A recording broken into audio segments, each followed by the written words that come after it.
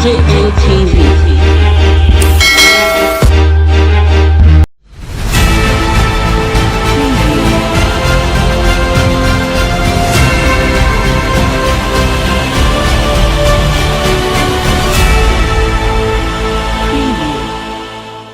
Nigeria's next president should emerge from South, says Southern Governors Forum.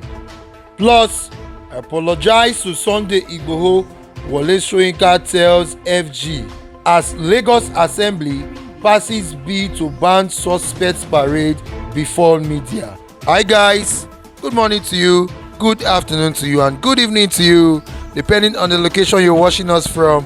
A very big welcome to you. This is DJ MTV Daily News Update, your WhatsApp channel where you get the latest and the best gist all around the world. In case this is your first time of seeing any of our video, please take a step further and subscribe, and do not forget to turn on the notification bell so that you could be the first to get notified each time we post a new video. Let's go straight up into the main news. The Southern Governors Forum has said that Nigeria's next president should come from the southern region. The position was part of the press release issued at the end of the forum's meeting in Lagos on Monday. The press release, which was signed by Ondo State Governor Rotimi Akeredolu, says the forum reiterates its commitment to the policies of equity, fairness, and unanimously agrees that the presidency of Nigeria be rotated between southern and northern Nigeria, and resolved that the next president of Nigeria should emerge from the southern region. Despite the secessionist and separatist agitations from across the southern part, the governors, according to the press release, restated their commitment to Nigeria's unity. The forum reaffirmed their commitment to the unity of Nigeria on the pillar of equity, fairness, justice, progress, and peaceful coexistence between and amongst its people, the press release said. The Southern Governors Forum, at the end of the meeting held on Monday, 5th July 2021, reviewed the situation in the country and then focus on the current security situation, constitutional amendments, Petroleum Industry Bill (PIB). Rising from the meeting, the forum agreed on the following: reaffirmed their commitment to the unity of Nigeria on the pillar of equity, fairness, justice, progress, and peaceful coexistence between and amongst its people. The forum reiterates its commitment to the policies of equity, fairness, and unanimously agrees that the presidency of Nigeria be rotated between southern and northern Nigeria, and resolves that the next president of Nigeria should emerge from the southern region. On security issues, the forum reviewed the security situation in the country and commend security operatives for their relentless efforts in restoring security and safety, and commiserate with family and loved ones of those who have fallen in the line of duty. They also re-emphasized the need for state police, resolved that if for any reason security institution needs to undertake an operation in any state, the chief security officer of the state must be duly informed. The forum frowns at selective criminal administration of justice and resolved that arrests should be made within the ambit of the law and fundamental human rights. Set a timeline of Wednesday, 1st September 2021 for the promulgation of the anti-open grazing law in all member states, and resolved that funds deducted from the Federation account for the Nigerian Police Security Trust Fund should be distributed among the states and federal government to combat security challenges. Petroleum Industrial Bill (PIB) laws. The forum commends the National Assembly for the progress made in the passage of the PIB. The forum rejects the proposed 3% and supports the 5% share of the oil revenue to the host community as recommended by the House of Representatives. The forum also rejects the proposed 30% share of profit for the exploration of oil and gas in the basins. However, the forum rejects the ownership structure of the proposed Nigeria National Petroleum Company Limited (NNPC). The forum disagrees that the company be vested in the Federal Ministry of Finance but should be held in trust by Nigeria Sovereign Investment Authority (NISA), since all tiers of government have stakes in that vehicle. In order to consolidate our democracy and strengthen the electoral process, the Southern Governor Forum rejects the removal of the electronic transmission of the election result from the Electoral Act and also rejects the confirmation of exclusive jurisdiction in pre-election matters on the Federal High Court. The forum unanimously chose Lagos State as its permanent secretariat and appreciated the Governor of Lagos State for the wonderful hosting of this meeting while commending him for his good works in the state. The Nobel laureate winner Professor Wole Soyinka have asked the Nigerian government to apologize to Yoruba activist Mr. Sunday Igboho, also known as Sunday Igboho. Soyinka, in an interview with BBC News Pidgin on Monday, said it is not criminal or illegal for anyone to express intention to leave any federation. What we have is not a nation, but a basket case. It's a real basket case, which is just shriveling and disintegrating all over the place, and all the contents are spilling over the basket. And all we're trying to do is say, oh, hold it there, grab it there, cover it there, cover that leak, and so on. A nation can't continue like this. It's obvious. And some people are more impatient than others. That's all. Let's talk about the arrest of the leader of Ap0l0gize. How did you respond to that? Well,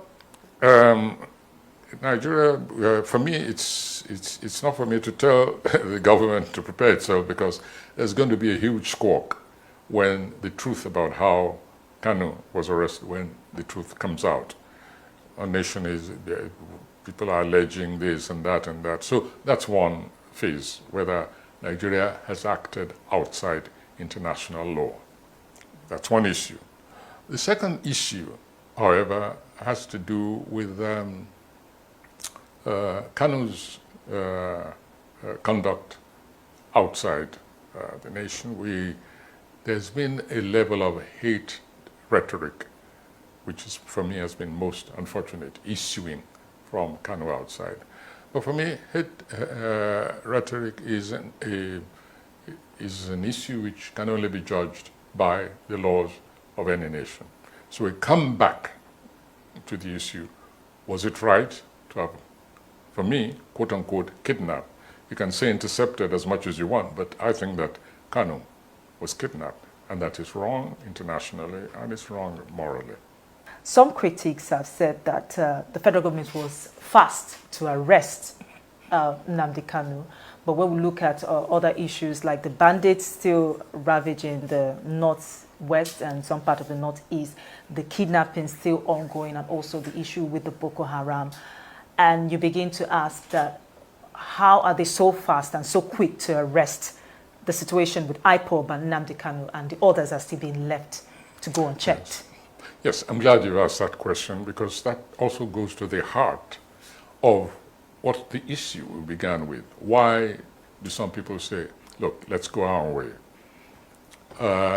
The government cannot wash itself clean of what seems to me a kind of comparative energy in pursuing the destabilizing, quote-unquote, forces in this nation. If I may take ourselves back, maybe you remember once when I threw a challenge to Buhari, and I said, what I expect from a commander-in-chief, from a true leader, and this is, early, in the sort of the malevolent activities of these groups. I said, what I expect, now that we've identified those who are killing farmers, and taking their farms, occupying their villages, is to issue an order, give a deadline, an ultimatum, say that any illegal occupant of any villages, farms, and so on is given 48 hours to quit. After which, the mightiest forces of this nation will be unleashed against them. Yeah, it was ignored. It's because I said so. Many other people have said so in different forms. But I'm coalescing, the challenges which have been thrown to this government, say, just show leadership where it is essential. And so when years later, a head of state comes out and says, we will respond to these people in the language they understand. Now, that is what I had expected him to say years ago, at the very beginning of the insurgency of the cattle people, especially as it was clear they were organized. And their leadership, the Mayeti Allah, their leadership should have been arrested ages ago, long before Ap0l0gize was declared a terrorist organization. I have allied myself with those like Autumn and others who said that Mayeti Allah should have been declared long before then a terrorist organization. And the evidence was there. A state governor passed a law for the protection of its own people and their productive means, their livelihood, their very dignity. And a group got up and said, if you don't rescind that law, we'll show you. You haven't seen anything yet. This is not an anonymous statement on internet.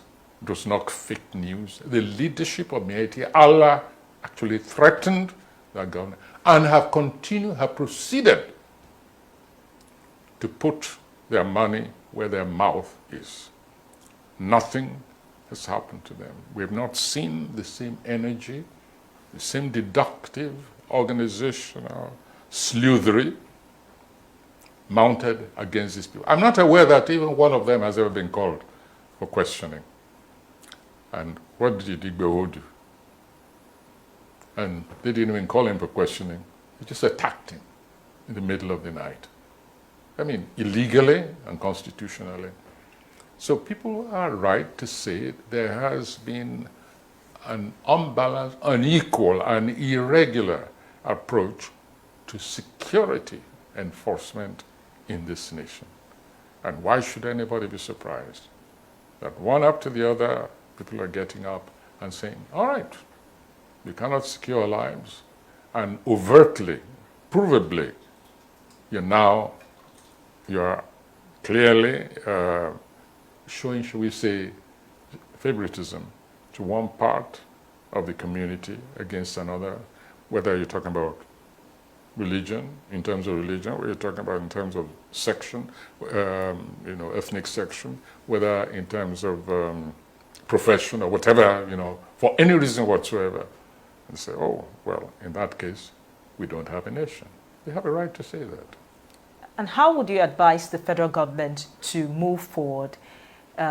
Talking about all this now, you've identified some pitfalls in the way that the arrest of Nnamdi Kanu has been handled, and also the way the DSS raided Sunday Igboho's house. For Nnamdi Kanu, for starters, how would you advise the federal government to move forward in terms of his trial and other things that will come up after now? To answer that kind of question, we have to ask ourselves, what is the position mentally, spiritually, economically, politically?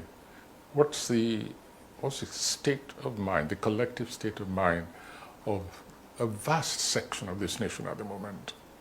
And that state of mind is best described as distrust, total distrust. This government has earned itself, rightly or wrongly, that's for the government, that side to decide.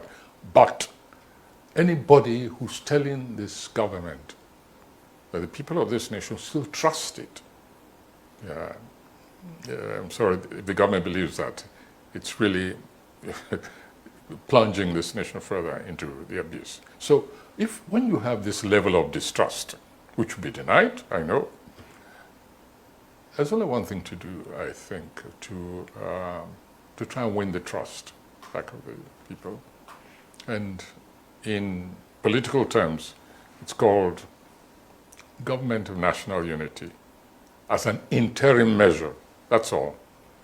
Interim measure, especially towards the next election, in order to have also a continuing confab, among those who execute policies, in order to also regain, of course, basically to regain the sense of participation, of involvement of the people.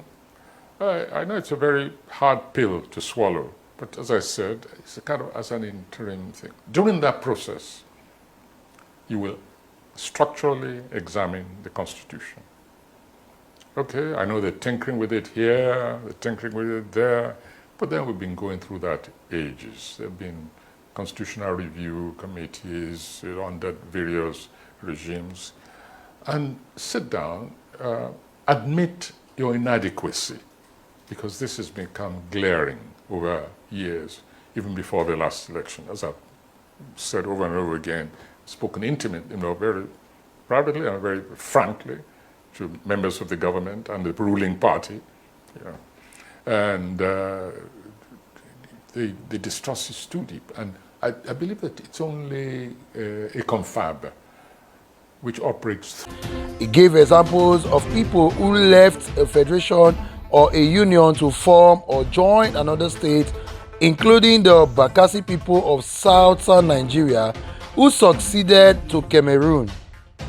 He also condemned the midnight raid carried out by the Department of State Service at the Ibadan residence of the activist Sunday Igboho. Reacting to the weapons the DSS confiscated during the raid, Wole Soyinka said that the position of the government saying that the existence of this weapon at Igboho's residence proved that he was planning war against the state was simply deliberate to conflict issues. Meanwhile, Professor Wole Soyinka faulted the federal government for also not describing AK-47 wielding S-men as terrorists who are waging a violent insurrection against the Nigerian state. Meanwhile, the Lagos State House of Assembly on Monday passed an amended version of the criminal justice law of the state, barring the police from parading crime suspects before the media. According to a statement by the Chief Press Secretary to the Speaker, Ap0l0gize, the bill was passed at a sitting presided over by the Deputy Speaker, Wasiu Sani, on behalf of the Speaker, Mudashiru Obasa. Section 9, subsection A of the newly passed bill states that as from the commencement of this law, the police shall refrain from parading any suspect before the media. The bill further stated that the conditions under which a policeman could arrest without a warrant was when a person was reasonably and unlawfully in possession of firearm or other weapon. A subsection of the bill also barred the police or any other agency from arresting a person in lieu of another person in a criminal matter. According to the bill, a person who is arrested shall be given reasonable facility for obtaining legal advice, bail, or making arrangement for defense or release. The bill also stipulates that a suspect should be accorded human treatment with the right to dignity of person, not be subjected to any form of torture, cruel, inhuman, or degrading treatment, be brought before the court as prescribed by this law or any other written law, or be released conditionally or unconditionally. After a voice note, Ap0l0gize Sani directed the acting clerk of the House, Mr. Olalekan Onafeko, to transmit the bill to the Governor of Lagos State, Babajide Sanwo-Olu, for assent. So guys, this is where we draw the curtain of this edition of DJMTV Daily News Update. But just before we go, here are the headlines. Nigeria's next president should emerge from South, says Southern Governors Forum. Plus, apologize to Sunday Igboho, Wole Soyinka tells FG as Lagos State House of Assembly passes bill to ban suspects parade before the media. So guys, we have seen and heard it all. The Lagos State House of Assembly have passed a bill to ban suspect parade before the media. Although some Nigerians have kicked against this because according to them, they said that it is a way of getting the public to know what is going on in the country. Why some Nigerians have said that the Lagos State House of Assembly are doing this because of their own selfish interests. But be it as it may, they are the lawmakers in Lagos State and they have come out to pass the bill to ban suspects parade before the media. Again, we saw Professor Wole Soyinka asking FG to apologize to Sunday Igboho. He has also asked the federal government why they have refused to call the AK-47 wielding X-Men terrorists in Nigeria.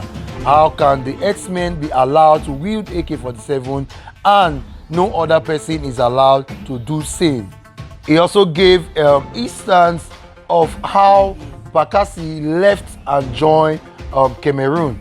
And this is the same thing that is happening. He said that every Nigerian have the right to join or disjoin any nation or state or union of their choice. So therefore, Sunday Igboho is fighting a just cause and the federal government should apologize. Also, we saw the Southern Governors Forum's press release about what is to be done. We saw a part of it where they said that the anti-grazing, open grazing law would take effect from September 1st, 2021. The forum has also agreed that the presidency of Nigeria should be on a rotational basis. And this time around, they've agreed that the next president of Nigeria should come from the south. Also, they also resolved that there is need for state policing. Again, they also spoke about the Petroleum Industrial BPIB law. The forum commends the National Assembly for progress made so far, but they rejected the proposed 3% and support the 5% share of oil revenue to host community as recommended by the House of Representatives. The forum also rejects the proposed 30% share of profit for the exploration of oil and gas in the basins. Now guys, your opinion matters. Please share your thoughts with us, what you think about the resolution of the Southern Governors Forum. Also, what you think about what Soyinka said, and also the Lagos State House of Assembly passes the bill to stop suspects from being paraded before the media. So share your thoughts with us by dropping your comment in the comment section below, and please do not forget to like, share and comment on all our videos. Please follow us on all our social media platforms, on Facebook, on YouTube and on Instagram. Also check us out on our website www.djmtv.news. I am Victor Obroche saying, if you see something, say something, stay safe. Yeah.